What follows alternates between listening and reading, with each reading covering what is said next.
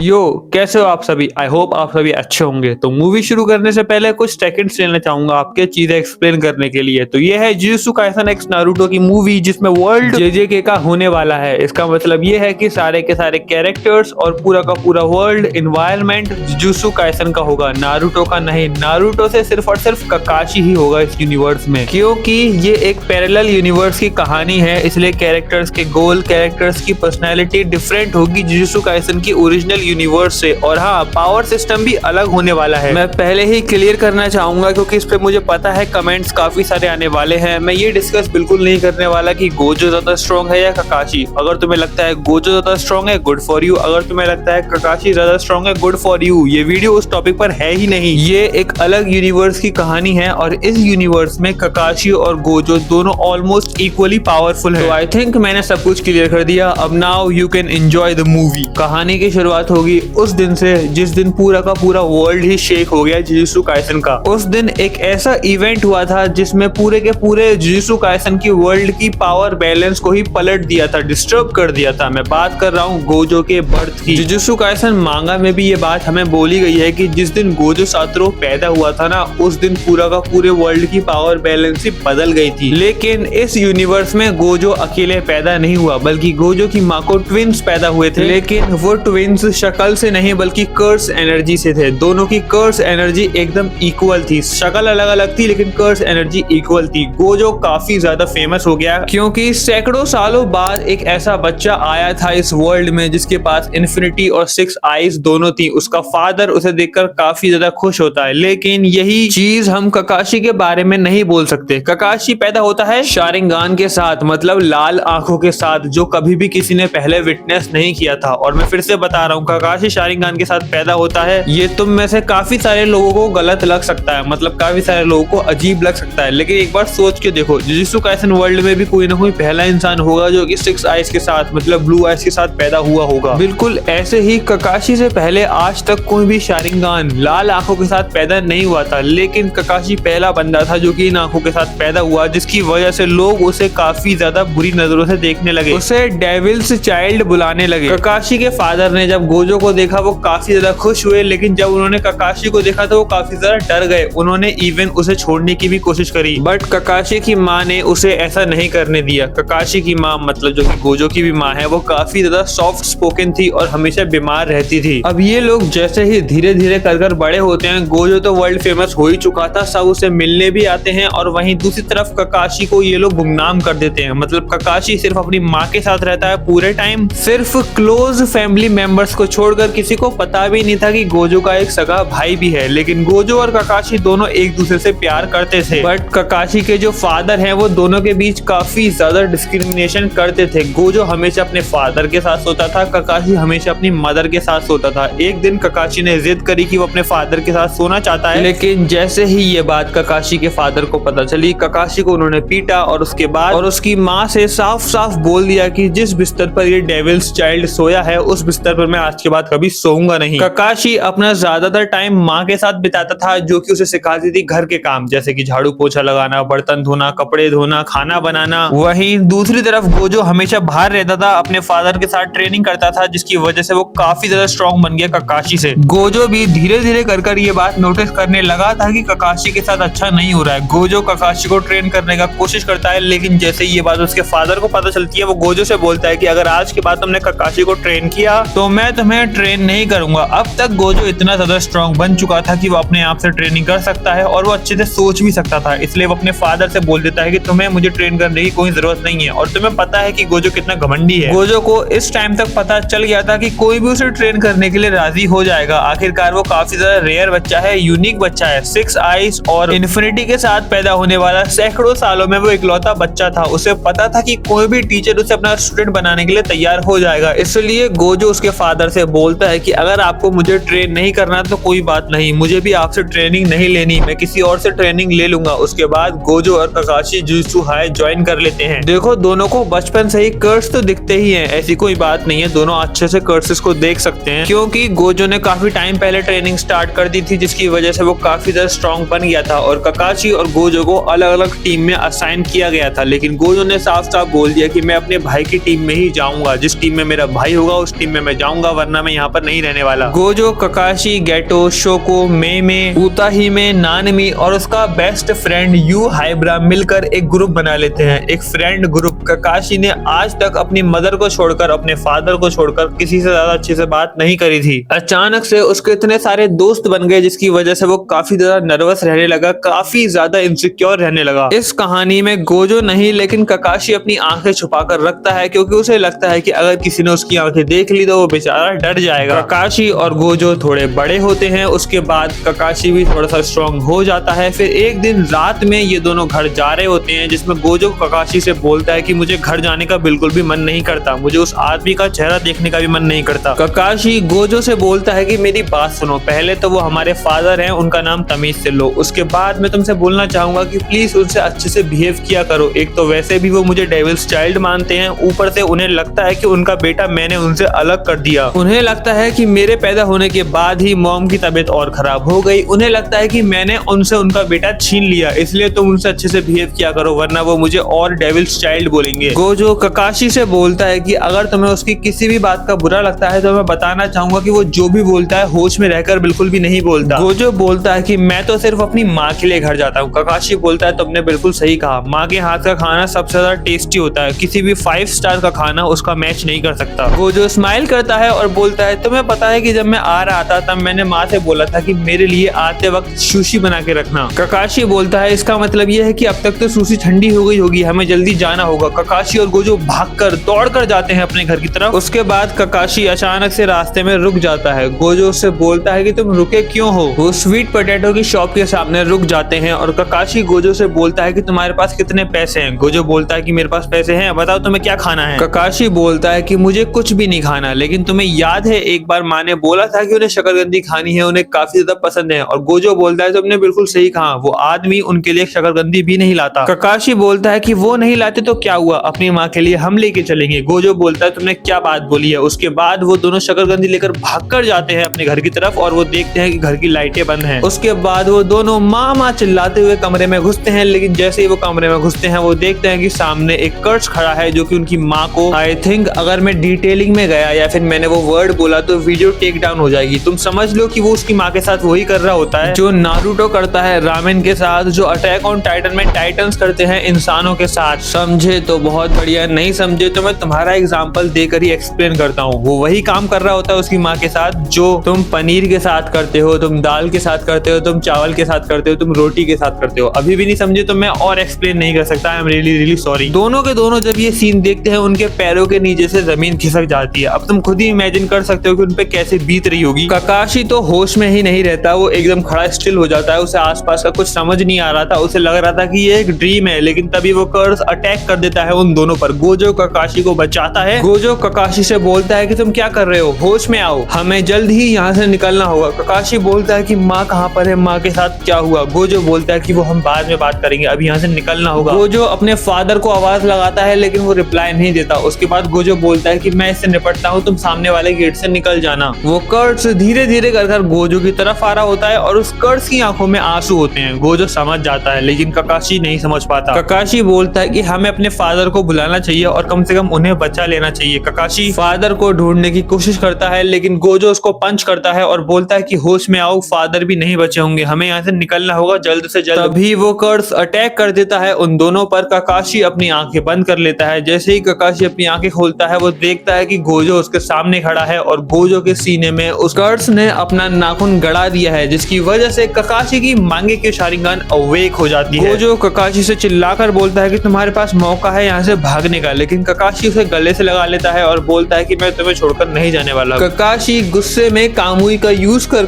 कर्स की गर्दन उड़ा देता है अननोइंगली। मतलब उसे कोई आइडिया नहीं कि उसके साथ क्या हुआ, लेकिन उसने कामुई का यूज कर उस कर्स को मार दिया। गोजो देखता है कि उसकी आंखों में कुछ चेंज आया है, जिसकी वजह से गोजो और ककाशी दोनों उस कमरे में हो जाते हैं बेहोश। उसके बाद जब वो उठते हैं उन्हें पता चलता है कि नेबर्स ने उनको बचा लिया। ककाशी जब उठता है तो वो देखता है कि गोजो ऑलरेडी बैठा हुआ है। ककाशी इसके पास जाता है और बोलता है कि क्या इन लोगों को फादर के बारे में पता चला। गोजो बोलता है कि वो कर्स और कोई नहीं बल्कि फादर ही थे। पहले तो ककाशी एकदम डिनायल में चला जाता है, वो बिलीव नहीं कर पा रहा था कि ये कैसे हो गया। फिर ककाशी को याद आता है कि वो कर्स पूरे टाइम जब वो खत्म हुआ था तब भी, जब वो अटैक कर रहा था तब भी उसकी आंखों में आंसू थे। उसे देखकर देखकर ऐसा लग रहा था कि जो भी वो कर रहा है वो उसके बस में है ही नहीं, इसलिए काकाशी समझ जाता है कि गोजो सही बोल रहा है। उसके बाद वो अपने घर जाते हैं और अपना पूरा घर जला देते हैं। वो लोग अपनी मदर की टॉम पर भी जाते हैं और गोजो अपनी मदर की टॉम के सामने कसम खाता है कि वो सारे के सारे कर्सेस का नामो निशान मिटा देगा इस दुनिया से। काकाशी भी यही कसम खाता है। उसके बाद ये दोनों एक बार फिर से जुजुत्सु हाई चले जाते हैं। जुजुत्सु हाई में दोनों मिलकर ट्रेनिंग करते हैं, जिसकी वजह से ये दोनों स्ट्रॉन्गेस्ट ऑफ ऑल टाइम बन जाते हैं। बट काकाशी जो था वो पूरी दुनिया से अपनी आइडेंटिटी को छुपाना चाहता था, इसलिए स्पेशल ग्रेड सॉर्सरर्स जब अनाउंस होते हैं तो गोजो, गैटो, यूकी और यूटा ही स्पेशल ग्रेड सॉर्सरर्स बनते हैं। काकाशी भी एक स्पेशल ग्रेड सॉर्सरर था, लेकिन वो अपनी आइडेंटिटीज और पावर्स को छुपाने का डिसाइड करता है, जिसकी वजह से वो स्पेशल ग्रेड सॉर्सरर्स का टाइटल नहीं लेता बल्कि एस रैंक सॉर्सरर बनना चाहता था वो, और वो बन भी जाता है। उसके बाद सारी की सारी चीजें एज ओरिजिनल जुजुत्सु काइसन जैसी चलती हैं। फिर हमें अचानक से गोजो की माँ दिखती है। गोजो उनकी माँ को देखकर काफी ज्यादा सरप्राइज हो जाता है। गोजो भी बचपन वाली बॉडी में था। गोजो की माँ उससे बोलती है कि देखो काकाशी तुमसे 2 सेकंड छोटा है, काकाशी तुमसे छोटा है यानी कि तुम उसके बड़े भाई हो। भले ही काकाशी ये बात ना माने, लेकिन तुम्हें ये बात माननी होगी और तुम्हें उसका ख्याल रखना होगा हमेशा हमेशा। तुम उससे ज्यादा स्ट्रॉन्ग हो, तुम्हारी जिम्मेदारी है, मुझे डिसअपॉइंट मत करना। उसके बाद गोजो आंखें खोलता है और हमें पता चलता है कि ये सपना देख रहा था वो। गोजो फिर अपने कॉन्ट्रैक्ट में एक क्लॉज बना लेता है। गोजो के क्लॉज ये था कि जिस भी मिशन पर गोजो जाएगा काकाशी उसके साथ जाएगा, और ओरिजिनल एनिमे की तरह ही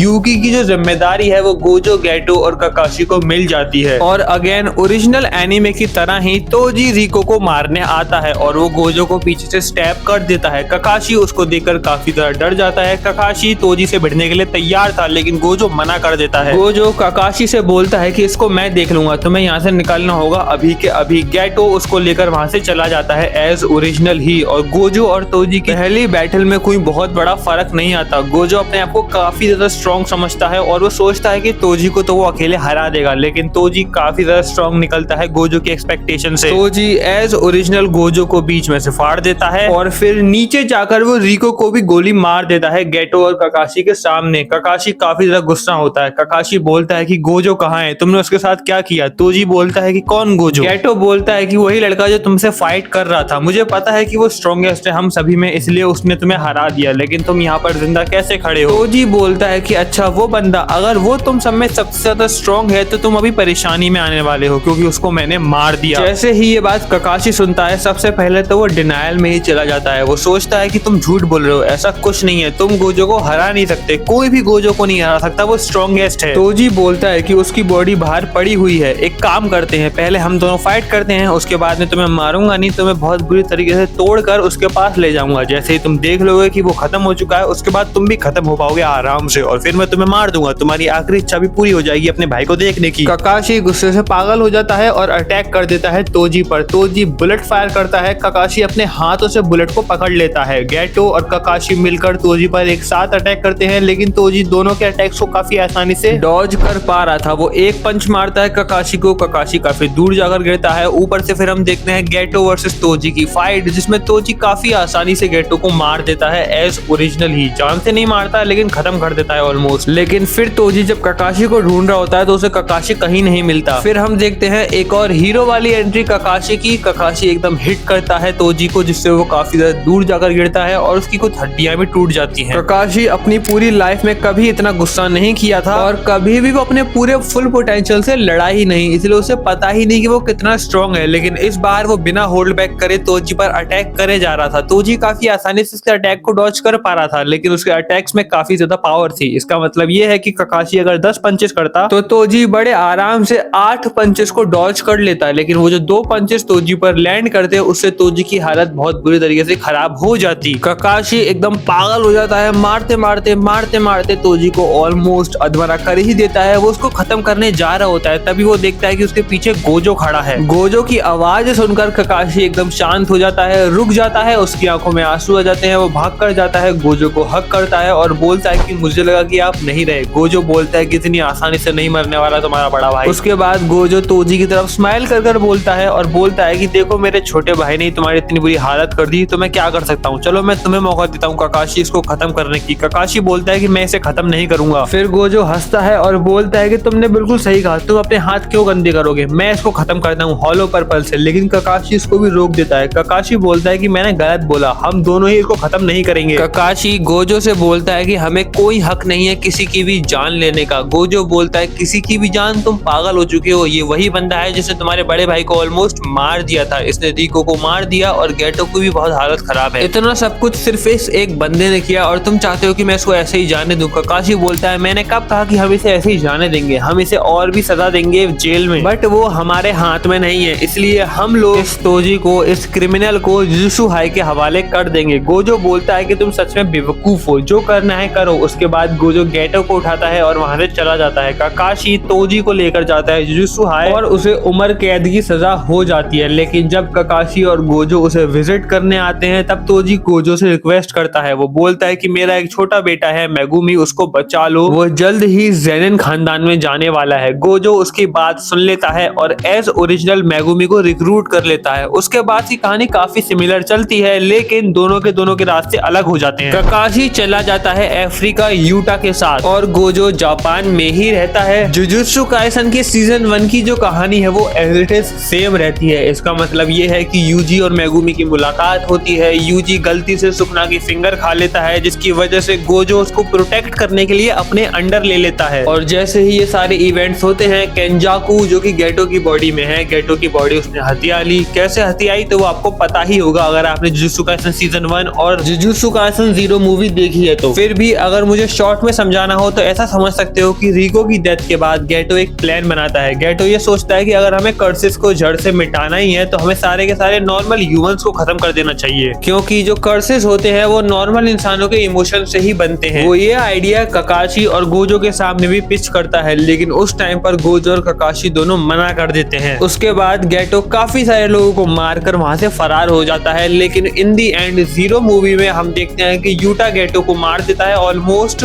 और केंजाकू गेटो की बॉडी पर कब्जा कर लेता है। अब गेटो प्लान कर रहा था एक ऑल आउट वॉर की। गेटो चाहता था कि एक महासंग्राम हो, एक महायुद्ध हो, सारे के सारे कर्सेस वर्सेस सारे के सारे सॉर्सरर्स में। मैंने गेटो बोला क्या अभी मैं बोलना चाह रहा था कि केंजाकू ये प्लान करता है कि सारे के सारे कर्सेस और सारे के सारे सॉर्सरर्स में एक वॉर होनी चाहिए। वो वॉर किस लिए कराएंगे, असल में उसका एक अलग प्लान है। गोजो और ककाशी भले ही एक दूसरे से काफी ज्यादा दूर हो चुके हैं, उसके बावजूद एक दूसरे के भाई तो है ही, इसलिए रोज कॉल करते हैं एक दूसरे को, रोज याद दिलाते हैं इंपॉर्टेंट चीजें। कुल मिला के मैं ये बोलना चाहता हूँ कि इतनी दूरी के बावजूद दोनों का जो भाईचारा है वो कम नहीं होता। ऊता हिमे और गोजो के बीच जो हॉट कोल्ड रिलेशनशिप है उसके बारे में भी आपको आइडिया तो होगा ही। गोजो और ऊता हिमे दोनों एक दूसरे को काफी ज्यादा पसंद करते हैं, लेकिन दोनों कभी भी अपनी फीलिंग्स को एक्सप्रेस नहीं करते। गोजो को लगता है कि ऊता हिमे उसको नहीं पसंद करती और ऊता हिमे को लगता है कि गोजो ज्यादा घमंडी है, इसलिए उसकी रिक्वेस्ट एक्सेप्ट नहीं करेगा। लेकिन ये सारी की सारी बातें ककाशी को पता होती हैं। ऑफ कोर्स गोजो उसे सारी की सारी बातें शेयर करता है, इसलिए जोगो केंजाकू से बोलता है कि तुम चाहते हो कि हम कर्सेस का अटैक कराएं, किस सिटी पर कराना चाहिए। केंजाकू बोलता है टोक्यो। जोगो बोलता है कि गोजो टोक्यो से काफी ज्यादा दूर है, अगर तुम्हारा टारगेट गोजो है तो तुम्हें उसके पास अटैक करवाना चाहिए, और अगर तुम्हारा टारगेट उसका भाई ककाशी है तो अफ्रीका में अटैक करवाओ ना, यहाँ अटैक क्यों करवा रहे हो। केंजाकू स्माइल करता है और बोलता है ना तो मेरा टारगेट गोजो है ना ही ककाशी, मेरा टारगेट कोई और है। उसके बाद हम देखते हैं ककाशी को, जो कि गोजो के बर्थडे पर उसे सरप्राइज देने के लिए भड़ रहा होता है। ककाशी का ओसाका में, जो कि एक सिटी है जापान में, वहां पर उसका 2 घंटे का ले ओवर होता है। इसका मतलब ये है कि अफ्रीका से ओसाका तक एक फ्लाइट आएगी ककाशी की, उसके बाद वहां पर 2 घंटे रुकेगी और उसके बाद ओसाका से टोक्यो जहां पर गोजो है। ककाशी काफी ज्यादा एक्साइटेड होता है गोजो से मिलने के लिए, लेकिन जैसे ही फ्लाइट लैंड होती है ओसाका में वो देखता है कि एयरपोर्ट पर ही हजारों कर्सेस है और वहां पर ढेरों डेड बॉडीज लाशें पड़ी हुई हैं। ककाशी ये देखकर काफी ज्यादा सरप्राइज होता है, वो कांटेक्ट करने की कोशिश करता है जुजुत्सु हाई को और तभी वहां पर गोजो का कॉल आ जाता है उसे। गोजो ककाशी से बोलता है कि अफ्रीका से तुरंत निकलो और ओसाका में पहुंचो, इमरजेंसी है। ककाशी गोजो से पूछता है कि ऐसी क्या इमरजेंसी आ गई कि मुझे ओसाका पहुंचना पड़े। वो सिर्फ और सिर्फ समझने की कोशिश कर रहा था और ऐसा प्रिटेंड कर रहा था कि वो ओसाका में है ही नहीं, बल्कि अभी भी अफ्रीका में ही है। गोजो बोलता है कि मुझे भी कोई आइडिया नहीं है, मुझे भी नहीं पता कि वहां पर क्या हो रहा है, बस मुझे इतना सुनने में आया है कि सारे के सारे कर्सेस वहां पर उद्राम मचा चुके हैं। इसका मतलब ये है कि एक आउटब्रेक हो चुका है कर्सेस का और ऐसा लग रहा है कि कर्सेस ने एक वॉर शुरू कर दी है। हजारों लाखों की तादाद में कर्सेस इंसानों पर हमला कर रहे हैं। तभी सारे के सारे कर्सेस ककाशी को नोटिस कर लेते हैं और हजारों की तादाद में जो कर्सेस आए थे वो एक साथ ककाशी पर अटैक कर लेते हैं। ककाशी समझ जाता है कि जल्दी कुछ करना पड़ेगा वरना रातों रात ये पूरा का पूरा शहर ही शमशान बन जाएगा। फिर हम देखते हैं उता हिमेको जो इन सभी चीजों से अनजान है और एक मेट्रो में कहीं जा रही होती है ओसाका से। उसकी चलती मेट्रो पर कर्सेस हमला कर देते हैं जिसको देखकर वो काफी ज्यादा डर जाती है, लेकिन उसे याद आता है कि वो एक सॉर्सरर है और उसकी जिम्मेदारी है नॉर्मल लोगों को प्रोटेक्ट करना। मेट्रो में भगदड़ मच जाती है, सारे के सारे लोग आगे भाग रहे होते हैं, वहीं उता हिमे पीछे रुककर सबको रोक रही होती है, सारे के सारे कर्सेस को रोक रही होती है अकेले। जब सभी के सभी लोग आगे वाले डिब्बे में पहुंच चुके होते हैं उसके बाद वो सोचती होती है कि वो भी आगे वाले डिब्बे में छुप जाएगी, लेकिन वो देखती है कि एक छोटी बच्ची अभी भी सीट के नीचे दबी हुई है। वो उस बच्ची को उठाती है और वहां से भागने की कोशिश करती है, लेकिन फिर मुंह के बल गिर जाती है और फिर उता हिमे कर्सेस को रोकने की कोशिश करती है और उस बच्ची को भागने के लिए बोलती है। वो बच्ची भागकर अपनी माँ के पास पहुंच जाती है, लेकिन अब उता हिमे एक्सेप्ट कर चुकी थी, उसका टाइम आ गया। वो आंखें बंद करती है, गोजो को याद करती है और ये भी बोलती है कि मुझे रिग्रेट रहेगा कि मैं कभी अपनी फीलिंग्स को एक्सप्रेस नहीं कर पाई, लेकिन तभी वहां पर हीरो वाली एंट्री ककाशी मारता है। ककाशी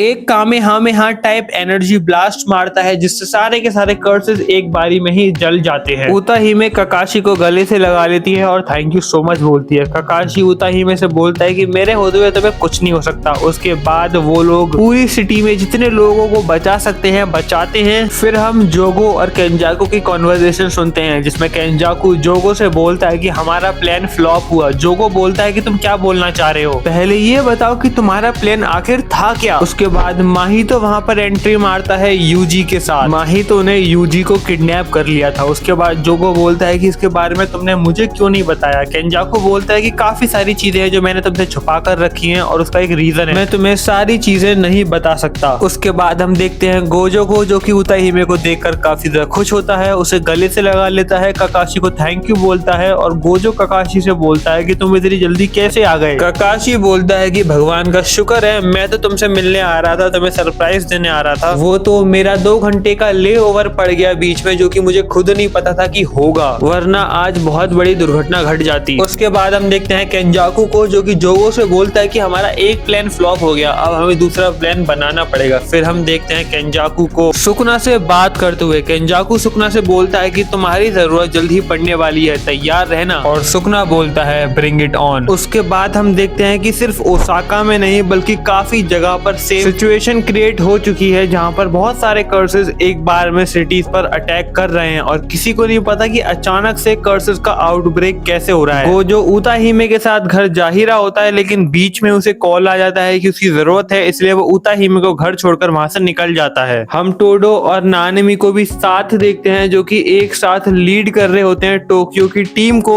टोक्यो की हालत ओसाका से भी ज्यादा खराब होती है। नानेमी और टोडो पूरी रात लड़ते हैं। नानेमी और टोडो की टीम में 15-16 मेंबर्स थे जिसमें से 10 मेंबर्स बहुत बुरी तरीके से इंजर्ड हो चुके हैं, 2 मेंबर्स की डेथ भी हो चुकी है और एक था यूजी जो पता नहीं कहां गायब हो चुका है। टोडो यूजी के गायब होने से बहुत ज्यादा गुस्सा भी होता है और बहुत ज्यादा परेशान भी होता है। नानेमी उसे सहारा देता है और बोलता है कि सब कुछ ठीक हो ही जाएगा। उसके बाद हम देखते हैं कि एक ओल्ड एज मैन वहां बैठा होता है जो कि नानेमी और टोडो को अपने घर आने के लिए बोलता है। ऑफ कोर्स नानेमी और टोडो ने वो पूरा का पूरा एरिया बचाया है, वो हीरो बन चुके हैं और काफी टाइम से वो लड़ रहे हैं, इसलिए वो बुढ़ा उन दोनों को ग्रेटिट्यूड शो करने के लिए ही बोल देता है कि तुम आकर मेरे घर पर सो सकते हो। वो दोनों सोने से तो मना कर देते हैं, लेकिन जब बुढ़ा रिक्वेस्ट करता है तो वो दोनों उसके पास जाकर बैठ ही जाते हैं। उसके बाद वो बुढ़ा उन्हें ज्ञान देना शुरू करता है। टोडो काफी ज्यादा सरप्राइज होता है क्योंकि उस इतने बड़े घर में सिर्फ और सिर्फ वो बुढ़ा ही होता है। टोडो उससे पूछता भी है कि आपकी फैमिली कहाँ पर है, तो वो बोलता है कि मेरी फैमिली जमीन के 6 फुट नीचे है। इसका मतलब ये है कि उसकी सारी की सारी फैमिली में से कोई भी मेंबर अभी जिंदा नहीं रहा। नानेमी उससे बोलता है कि हमें पता था, we are really really sorry, मुझे पता है कि कर्सेस ने ही आपकी फैमिली को खत्म किया होगा, इतनी ब्रूटल सिर्फ कर्सेस ही हो सकते हैं और हमारी जिम्मेदारी थी आपकी फैमिली को कर्सेस से बचाने की, लेकिन हम उसमें फेल हुए, we are really really sorry. वो बुढ़ा बोलता है कि तुम्हें सॉरी बोलने की जरूरत नहीं है, तुम्हारी जिम्मेदारी है हम लोगों को कर्सेस से बचाने की। लेकिन मेरा मानना यह है कि कर्सेस से ज्यादा डरावने इंसान होते हैं, इंसान ही इंसान के सबसे बड़े दुश्मन होते हैं। मेरी पूरी फैमिली को खत्म करने के पीछे एक भी कर्सेस का हाथ नहीं है, बल्कि सारे के सारे इंसानों का ही हाथ है। मैं तुमसे एक क्वेश्चन पूछना चाहूंगा, तुमने इतने सारे लोगों को कल बचाया, तुम लोग रात भर लड़ते रहे, मैं भी एक सॉर्सरर था, इसलिए मैं समझ सकता हूँ कि तुम्हारी भी कोई फैमिली नहीं होगी, क्योंकि अगर ऐसी जॉब तुम्हारी है तो तुम कोई भी फैमिली सस्टेन नहीं कर सकते। मैंने अपनी जिंदगी के 15 साल लगा दिए। इन 15 सालों में मैंने जी जान से मेहनत करी सिर्फ और सिर्फ ह्यूमैनिटी को बचाने के लिए, लेकिन वो ह्यूमंस ही कारण बने मेरी फैमिली और मेरे विनाश का। और तुम्हारे साथ भी आगे चलकर ऐसा हो सकता है। क्या तुम गारंटी ले सकते हो कि जिन जिन लोगों को तुमने आज बचाया है, जिनके भाई बहनों को तुमने आज बचाया है, आगे चलकर वो तुम्हें ही जिम्मेदार नहीं ठहराएंगे उनकी डेथ का? और तुमने इन लोगों को बचाकर उखाड़ के लिया, आगे चलकर यही जिम्मेदार बनेंगे तुम्हारी डेथ का, क्योंकि यही जिम्मेदार है कर्सेस के जन्मों का। हम सारे लोग, हम सारे के सारे सॉर्सरर्स अपने कर्स एनर्जी पर कंट्रोल कर सकते हैं, जिसकी वजह से हम सॉर्सरर्स बिल्कुल भी जिम्मेदार नहीं है कर्सेस को लेकर। ये सारे के सारे नॉर्मल ह्यूमंस जो अपने आप को हमसे सुपीरियर समझते हैं और ये चाहते हैं कि हम इनको बचाएं, अपनी जान की बाजी लगाकर, अपनी जिंदगी बर्बाद कर कर हम इन्हें उन कर्सेस से बचाएं जो कि इन्होंने ही बनाए हैं। ये कैसी हिपोक्रेसी है। मैं सच बताऊं, मुझे इंसानों से नफरत होने लगी है। ये सारी की सारी बातें नानमी सुन रहा होता है और टोडो भी सुन रहा होता है, लेकिन टोडो को इस टाइम पर यूजी की फिक्र हो रही होती है और नानमी अपने बेस्ट फ्रेंड को याद करता है, जो कि काफी ज्यादा हंसमुख था, हमेशा खेलता कूदता रहता था, काफी ज्यादा मेहनती और हार्ड वर्किंग था। वो लोगों को बचाना चाहता था, लेकिन इन दी एंड वो खुद मारा गया लोगों को बचाने के चक्कर में। लेकिन भले ही टोक्यो और ओसाका में मैटर सॉल्व हो गया हो, पूरे की पूरी दुनिया में अभी भी वॉर चल ही रही होती है। यूटा और मेगुमी मिलकर अफ्रीका में लोगों को बचा रहे होते हैं और उन लोगों को ककाशी भी बहुत जल्दी ज्वाइन कर लेता है। अफ्रीका में सबसे कम सॉर्सरर से सिर्फ और सिर्फ ककाशी, मेगुमी और यूटा ही थे जो कि मेन थे वहां पर, और वो तीनों मिलकर ही पूरी की पूरी अफ्रीका को संभाल रहे होते हैं। वहां पर इतने ज्यादा लोग थे, वो तीनों के तीनों मिलकर ही सभी को प्रोटेक्ट करते हैं और उनकी आंखों में ककाशी साफ साफ उम्मीदें देख सकता था। उनकी आखिरी उम्मीद ककाशी, मेगुमी और यूटा ही थे। ककाशी अपनी पूरी जी जान लगा लेता है सबको बचाने में। ऑफ कोर्स वो सबको नहीं बचा पाता, काफी सारे लोग मारे जाते हैं, लेकिन जितने भी लोग बच जाते हैं वो उसको भगवान की तरह पूजते हैं। एक छोटी बच्ची भागकर आती है, ककाशी की गोद में आती है और बोलती है, thank you so much uncle, आपने मेरे पेरेंट्स को और मुझे बचा लिया। वो ककाशी के गाल पर किस करती है और ककाशी जो इतने टाइम से लड़ता आ रहा था, इतना ज्यादा थक चुका था,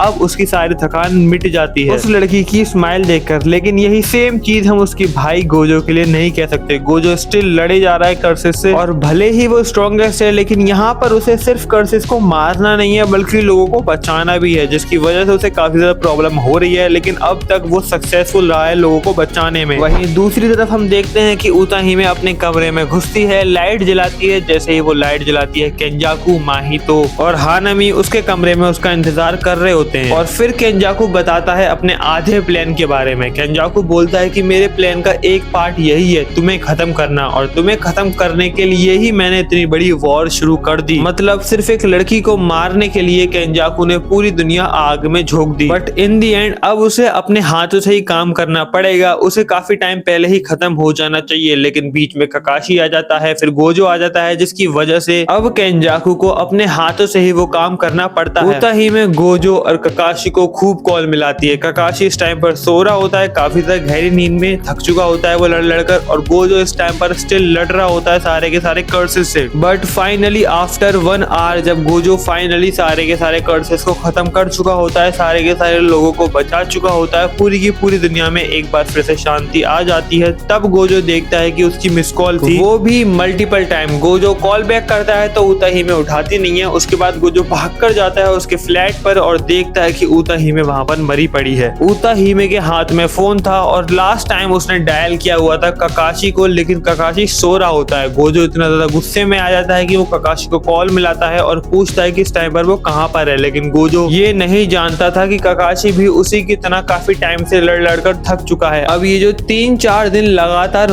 वॉर चली है कर्सेस और ह्यूमंस के बीच में, इसमें ह्यूमंस को जीता हुआ माना जा रहा है, लेकिन गोजो ने, मतलब ह्यूमंस के सबसे स्ट्रॉन्गेस्ट हथियार ने तो अपना सब कुछ खो दिया। गोजो सबसे दूर हो जाता है ककाशी को। जैसे ही उताहिमे और गोजो के बारे में पता चलता है, वो गोजो से कांटेक्ट करने की कोशिश करता है, लेकिन वो नहीं कर पाता। उसके बाद ककाशी दोबारा जापान आ जाता है यूटा और मेगुमी के साथ। तभी हम देखते हैं कि गोजो खुद से बुलाता है ककाशी को मीटिंग के लिए। ककाशी काफी ज्यादा खुश होता है। ककाशी को लगता है कि फाइनली शायद उताहिमे से थोड़ा बहुत मूव ऑन कर गया गोजो, और फाइनली गोजो ने ककाशी को भी माफ कर दिया। अब गोजो और ककाशी फाइनली लंबे टाइम बाद भाइयों की तरह टाइम स्पेंड कर पाएंगे। लेकिन ककाशी गलत था। ककाशी जैसे ही वहां पर पहुंचता है, गोजो से बोलता है, क्या तुम्हें गेटो का प्लान याद है? ककाशी बोलता है कि हाँ मुझे याद है। गेटो का बेवकूफों वाला प्लान ये था कि अगर हमें हमें सारे के सारे कर्सेस को खत्म करना है तो पहले हमें सारे के सारे नॉर्मल ह्यूमंस को खत्म करना पड़ेगा। वो जो बोलता है कि अगर मैं तुमसे बोलूं कि अब मैं उससे अग्री करता हूं तो तुम्हारा क्या रिस्पॉन्स रहेगा। ककाशी बोलता है कि मैं यही बोलूंगा कि तुम पागल हो चुके हो, तुम्हें नींद और रेस्ट की जरूरत है, तुम काफी लंबे टाइम से सोए नहीं हो, सो जाओ, हम बाद में आके बात करते हैं। तभी नानमे की पीछे से आवाज आती है और वो बोलता है कि हम तो सो जाएंगे चैन से, लेकिन क्या तुम सो पाओगे? क्या हमारे परिवार कभी सो पाएंगे? क्या हमारे परिवार कभी बन भी पाएंगे? इन नॉर्मल लोगों को बचाने के चक्कर में हम अपनी पूरी लाइफ सेक्रीफाइस कर देते हैं, अपनी फैमिलीज को सेक्रीफाइस कर देते हैं, लेकिन क्या ये लोग वर्थ इट हैं? इन 2 कौड़ी के इंसानों को सिर्फ अपनी फैमिली, अपने प्यार और अपनी पावर से मतलब है, इन्हें और कुछ नहीं चाहिए। तुम्हें क्या लगता है इन बीते हुए पिछले कुछ दिनों में तुमने कितने लाखों लोगों की जानें बचाई? ये लोग उस चीज पर ध्यान दे रहे हैं? बिल्कुल नहीं। ये सारे के सारे लोग न्यूज़पेपर में, नॉर्मल न्यूज में सिर्फ और सिर्फ यही चला रहे हैं कि कितने लोग मारे गए। तभी वहां पर अंधेरे में से टोडो निकल कर आता है और टोडो उससे पूछता है कि क्या तुम्हें पता है कि यूजी कहाँ पर है? यूजी इतने दिनों से गायब है। उस बेचारे ने इतने लोगों की जानें बचाई। लास्ट टाइम जब मैंने उसे देखा था वो लड़ रहा था लोगों को बचाने के लिए। अब अगर वो खत्म हो भी जाता है तो किसी को कोई फर्क नहीं पड़ेगा। इन नॉर्मल इंसानों में से बहुत से लोग टीवी देखते देखते, खाना खाते खाते यूजी का मजाक भी उड़ाएंगे कि वो कितना कमजोर था कि अपने आप को भी नहीं बचा पाया एंड ऑल। और तुम्हें क्या लगता है कि इन लोगों को बचाने के लिए तुम अपनी पूरी जिंदगी सेक्रीफाइस करना वर्थ इट समझते हो? ककाशी यही बोलता है कि मुझे नहीं पता कि तुम्हारे दिमाग में ये चीज किसने डाली, लेकिन मैं तुमसे यही बोलना चाहूंगा कि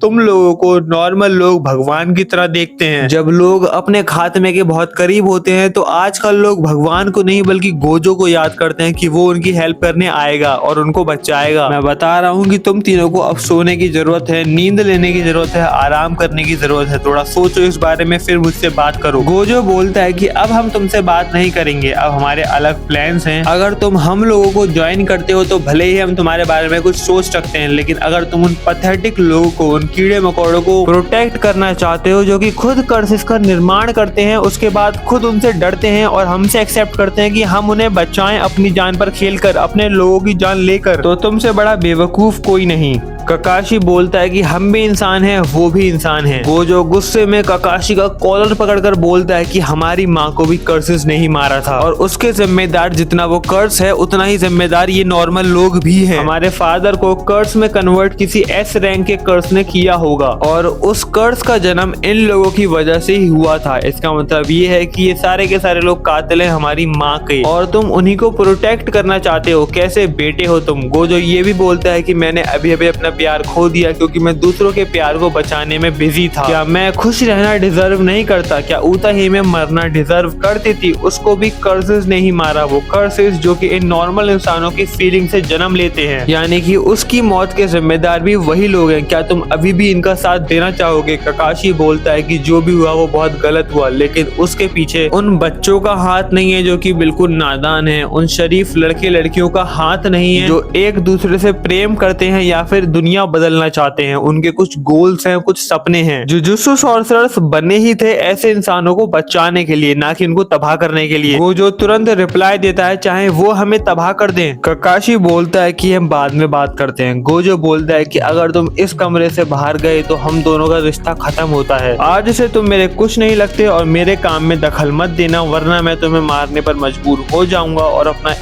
अपना इकलौता रिश्ता खो भी दूंगा। ककाशी उस कमरे से बाहर निकल जाता है और वो काफी ज्यादा सैड होता है। ककाशी जाकर तुरंत सो जाता है और जैसे ही सुबह उठता है न्यूज़पेपर लेता है, कॉफी पीते पीते न्यूज़पेपर पढ़ता है तो उसे पता चलता है कि तोजी जेल से भाग चुका है और उसके साथ साथ 15 डिस्ट्रिक्ट का नामो निशान मिट चुका है। इसका मतलब ये है कि सैकड़ों में लोग मारे जा चुके हैं ऑलरेडी। ककाशी जैसे ही ये पढ़ता है वो सोचता है कि मुझे ये नहीं पता था कि ये इतनी जल्दी इतने एक्सट्रीम स्टेप्स लेना चालू कर देंगे। ककाशी तुरंत जुजुत्सु हाई पहुंचता है और जुजुत्सु हाई पहुंचकर यूटा और मेगुमी और सारे के सारे सॉर्सरर्स को बुलाता है। अभी कुछ दिन पहले ही वॉर चली थी जिसमें काफी सारे सॉर्सरर्स हो चुके थे इंजर्ड, मतलब ऑलमोस्ट 90% सॉर्सरर्स हो चुके थे इंजर्ड और काफी सारे सॉर्सरर्स क्विट कर चुके थे जॉब को। इसलिए कुल मिलाकर सिर्फ यूटा और मेगुमी से ही कांटेक्ट कर पाया ककाशी। ककाशी यूटा और मेगुमी को सारी सिचुएशन समझाता है और ककाशी बोलता है कि मुझे ऐसा लगता है कि उन तीनों ने अलग सिचुएशन देखी है। हर सिक्के के 2 दो पहलू होते हैं। हम तीनों अफ्रीका में थे, वहाँ पर लोग बहुत ज्यादा थे, लेकिन हम सिर्फ 3 ही थे उनको बचाने के लिए। वो तीनों हमें भगवान की तरह आज भी पूछते हैं और हमें होप के सिंबल से देखते हैं। लेकिन यहाँ पर शायद उसका उल्टा हुआ। गोजो ने तो खैर मैं समझ सकता हूँ, उसने अपना बहुत इंपॉर्टेंट चीजें खो दी सिर्फ दूसरे लोगों को बचाने के लिए। उसकी जगह अगर मैं होता और मैंने अफ्रीका वाला सिचुएशन नहीं देखी होती तो शायद मैं भी उसी की जगह वही करता जो वो इस टाइम पर कर रहा है। लेकिन टोडो और नानमी का मुझे समझ नहीं आ रहा। तभी वहां पर माही तो आता है और बोलता है कि मैं समझाता हूँ। ये सब केंजाकू का प्लान है। केंजाकू वही कर्स है जिसने तुम्हारे दोस्त के बेस्ट फ्रेंड गेटो की बॉडी हत्या ली है। यूटा, मेगुमी, काकाशी तीनों के तीनों अटैक कर देते हैं माहितो पर। माहितो बोलता है कि तुम तीनों बेवकूफ हो, एक तो मैं तुम्हारी हेल्प करने आया हूँ, ऊपर से तुम मुझ पर ही अटैक कर रहे हो। काकाशी बोलता है कि तुम हमारी हेल्प क्यों करोगे भला, आई एम प्रिटी श्योर कि तुम्हारा कोई ना कोई फायदा है इसी चीज में। माहितो बोलता है कि तुम सच में बेवकूफ हो, मैंने सोचा नहीं था कि तुम गोजो के भाई होगे, इतना बेवकूफ निकलोगे। माहितो बोलता है कि देखो मेरी बात सुनो, मुझे कोई शौक नहीं है तुम्हारी हेल्प करने का, तुम बिल्कुल मर जाओ मुझे फर्क नहीं पड़ता, लेकिन अगर गोजो अपने प्लान में कामयाब होता है तो सारे के सारे कर्सेस इंक्लूडिंग मी तबाह हो जाऊंगा। मतलब कुछ भी हो, भले ही गोजो का तरीका बुरा हो लेकिन वो गलत राह पर नहीं जा रहा, सारे के सारे कर्सेस का नामो निशान मिट जाएगा फिर। इसलिए तुम्हारी हेल्प करने के लिए मैं तैयार हूँ। मैं भी नहीं चाहता कि मेरे सारे के सारे कर्सेस मारे जाएं। और वैसे मैंने गोजो के पीछे अपना एक खबरी भी लगा रखा है जो मुझे गोजो की पल पल की खबर दे रहा है। और इस टाइम पर गोजो शिबुया में है और शिबुया में वो सारे के सारे लोगों को मारने वाला है। उसके बाद काकाशी, यूटा, मेगुमी भाग कर जाते हैं, शिबुया की तरफ निकलते हैं। उनको माहितो भी ज्वाइन कर लेता है शिबुया में। जैसे ही वो वहां पर पहुंचते हैं वो देखते हैं कि गोजो ऑलरेडी काफी सारे नॉर्मल लोगों को मार रहा होता है। मेगुमी पर तोजी अचानक से अटैक कर देता है। माहितो और नानमी की पुरानी राइवलरी चल ही रही होती है। यूटा गोजो से नहीं लड़ सकता था और टोडो काकाशी से नहीं लड़ सकता था, इसलिए वो दोनों आपस में भिड़ जाते हैं और काकाशी और गोजो आपस में भिड़ जाते हैं। और उसके बाद हमें देखने को मिलती है एक तरह से एक बैटल रॉयल। तोजी और मेगुमी की फाइट चल रही होती है जिसमें तोजी को पता है कि मेगुमी उसका बेटा है, इसलिए वो ऑल आउट नहीं जाता उसकी तरफ, बल्कि काफी आसानी से होल्ड बैक करते हुए लड़ता है। तोजी मेगुमी को सिर्फ लड़ाई से दूर रखना चाह रहा था। वो बोलता भी है कि इन जानवरों के बीच में तुम क्यों आ गए।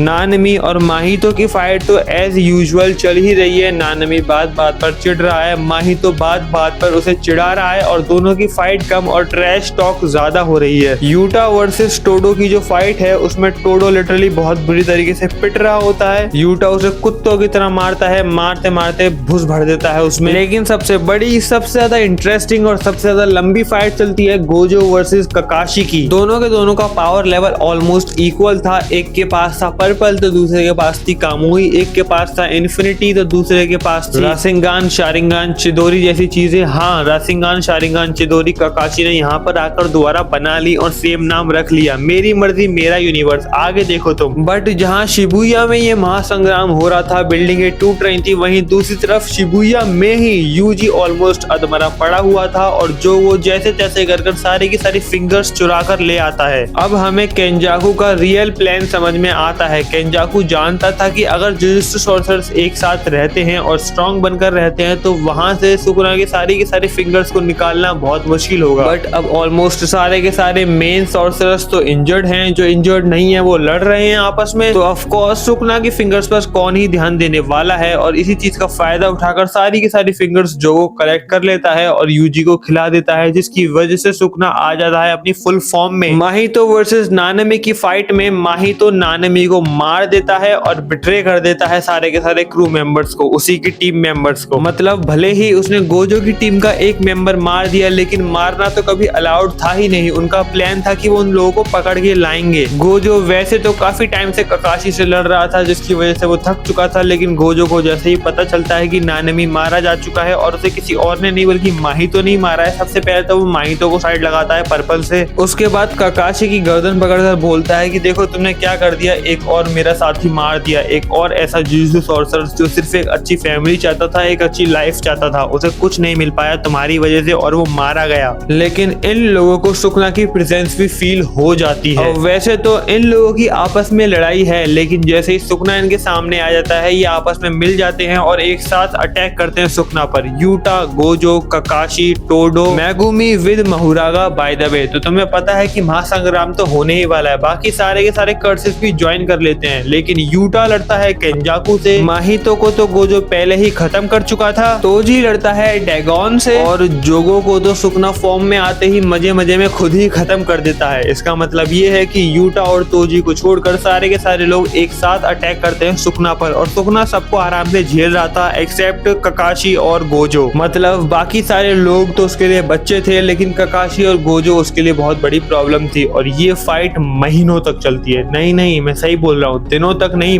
महीनों तक चलती है। ऑफ कोर्स अगर तुम बोलो कि भाई इस टाइम पर गवर्नमेंट क्या कर रही थी, तो गवर्नमेंट ने काफी सारी चीजें ट्राई करने की कोशिश करी, मिलिट्री हेल्प भेजी, काम नहीं आई, बॉम्ब गिराने की कोशिश करी, लेकिन कैसे गिराते? अगर बॉम्ब गिरा देते तो सारे के सारे नॉर्मल सिटीजन को भी खतरा आ सकता था। वैसे तो काफी सारे लोग थे मैदान में, लेकिन अंत तक सिर्फ और सिर्फ 5 लोग ही खड़े रहे, जिनमें से एक था माहुरागा, एक था गोजो, एक था ककाशी, एक था सुकना और एक था तोजी। देखो मुझे पता है तुम क्या बोलने वाले हो कि अब यहाँ पर क्या होने वाला है। देखो गेगे सेंसे ने खुद बोला था कि सुकना ने अपनी फुल पावर का यूज नहीं किया था गोजो के खिलाफ, जो मैं एक्सेप्ट कर रहा हूँ, ठीक है ना, मैं कोई डिनाई नहीं कर रहा। लेकिन अगर 2 गोजो सुकना के सामने आ जाएं तो क्या होगा भाई? एक गोजो ने सुकना को पेल दिया था, भले ही सुकना उस टाइम पर होल्ड बैक कर रहा था, बट उस टाइम पर सुकना के पास माहुरागा भी था, ये मत भूलना, जिसने उसकी इन्फिनिटी अडेप्ट करी थी। लेकिन दूसरी तरफ इस टाइम पर माहुरागा तो ककाशी और गोजो के पास है। I know as a Sukuna fan तुम सोचोगे कि भाई ऐसा कैसे हो सकता है, सुकना तो इतना